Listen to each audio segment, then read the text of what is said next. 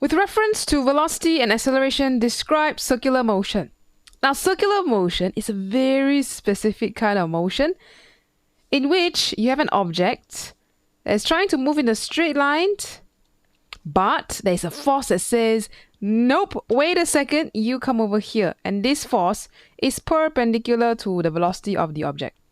So what's going to happen is this object is going to start turning and keep going and going in a circle. Okay, so every time the object want to go in a straight line, there's always this force, perpendicular. So we need to talk about why specifically velocity and acceleration. How does it work? So what we can say is when an object or when an object is moving with constant magnitude of velocity and constant magnitude of acceleration, acceleration here, refers to the same direction as force, because force and acceleration, they are parallel to each other. Oh, there's a net force. So since they asked about acceleration, we're going to talk about acceleration. Okay, so when acceleration and velocity are always perpendicular to each other,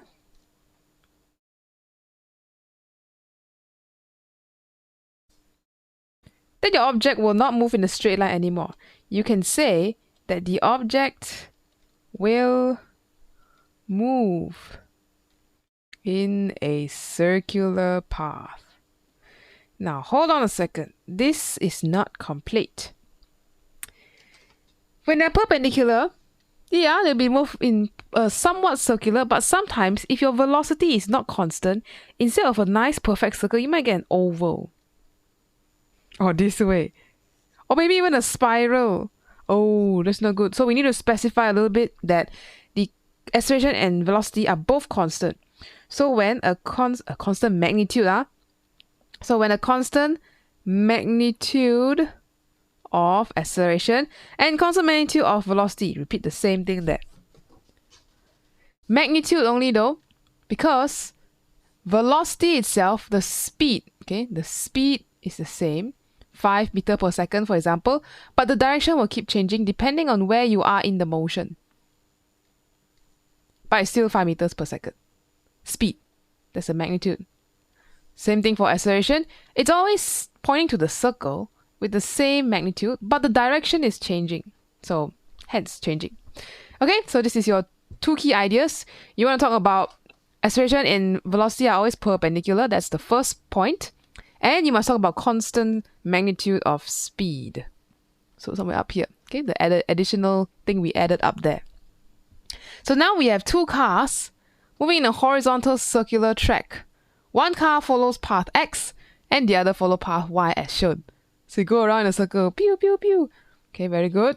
The radius of the path is given parallel. These both circles are parallel. Both cars have a mass 790 kg.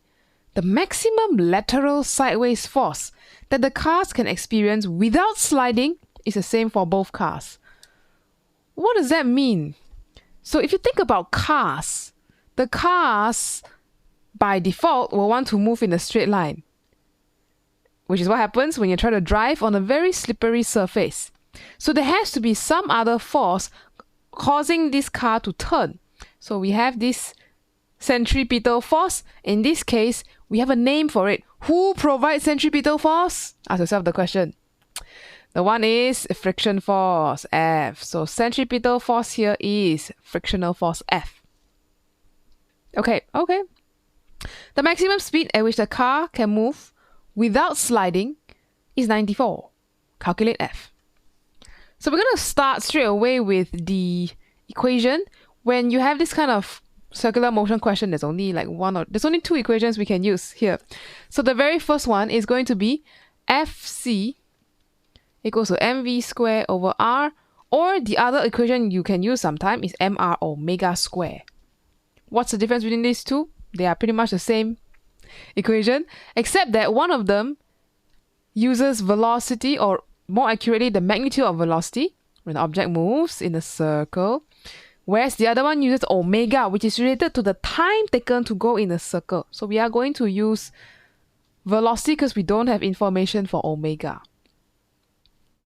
Okay, so who provides centripetal force? I'm going to write here, that's our frictional force, F. Okay, we need to calculate that. Mass of the car is 790. Speed of the car. The fastest it can go is 94, alright, so we're going to write 94. So this will be the maximum frictional force. Let's add a little bit there. And of course, radius. We are looking at car on path X. So for path X, we need to use 318 meters, which is the radius from center up to path X. So that's right here, 318. Okay, so you press calculator, you should get about 21951, a very big number. But you can write it off as 22000 or 2.2 times 10 to the 4 newtons.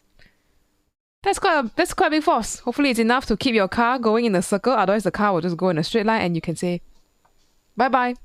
Bye-bye. Okay, this is how many marks? 2 marks.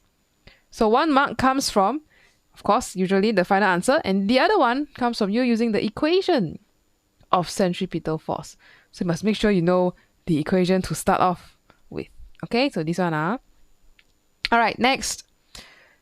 Then we keep going, and now both cars are moving around the track. Each car has a maximum speed at which it can move without sliding. Okay, fair. Complete the table by placing 1 tick in each row to indicate how the quantities for the car on path Y compare the car on path X. So we think of both cars going round and round. Centripetal acceleration. Okay, let's go back to our equation. F equals to mv squared over r. And in our case, frictional force is the F, this is friction, and it has a maximum value. So if we look at this, we're like, wait a second, miss, but this is acceleration. There is no A in our equation.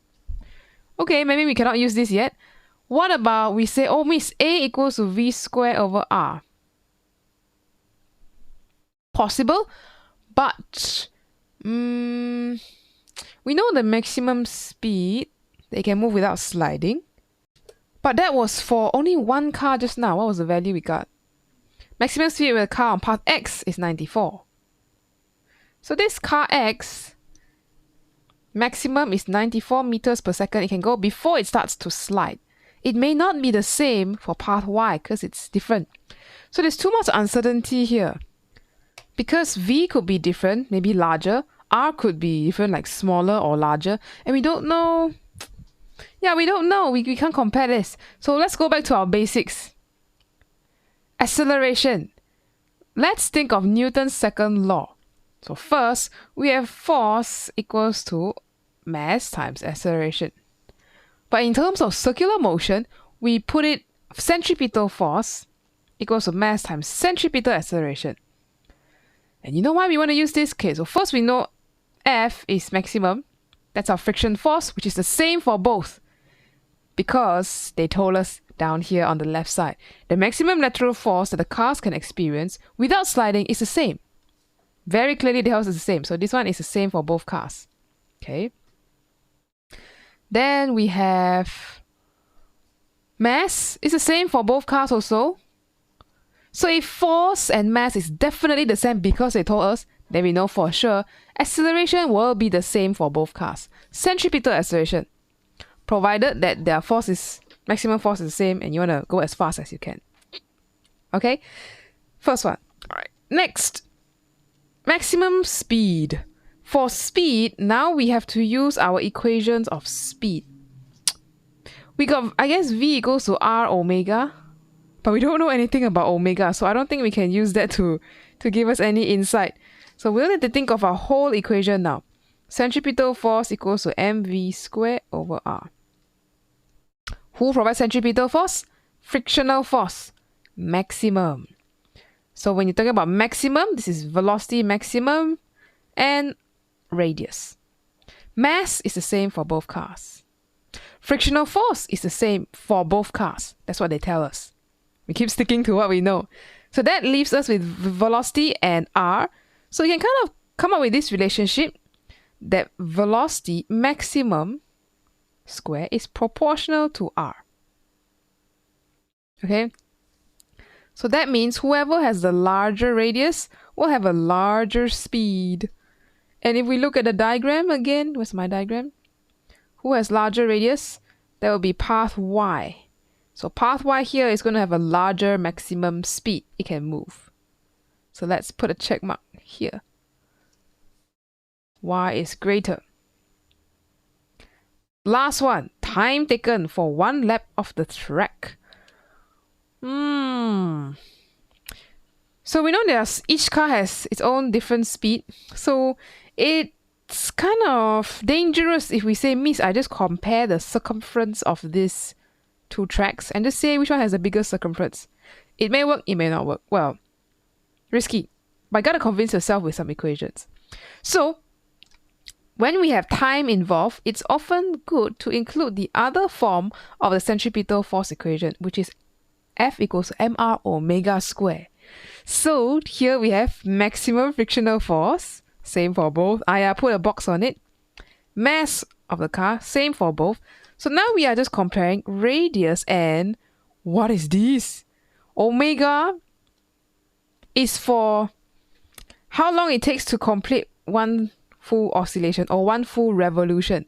In this case, 2 pi represents one full cycle like this. And T is the time it takes to complete that 360 degrees or 2 pi angle of revolution. So I'm going to put this here, 2 pi over T square. Now, of course, pi is a constant, so that's not going to be changing. So what will be different for both y and x is r is different, t is also different. So in this case is, well, I can write it down as constant equals to r over t square. Therefore, I can conclude that r is proportional to t. They will change in proportion. So whoever has the larger radius, that car will take a longer period if you're traveling at maximum speed and you are limited by maximum friction. So who has larger radius? It's going to be y. So we can say also y. Y is greater than x. Okay, so each of these is one independent mark. So if you ever see these tables in exams, just throw in all the check marks. There's a chance that you might get it right. Okay, so I think this is pretty weird, unusual question for check marks for circular motion, but hey, if we ever see this next time, we be ready for it. Okay, so that's all for this video. See you in the next one.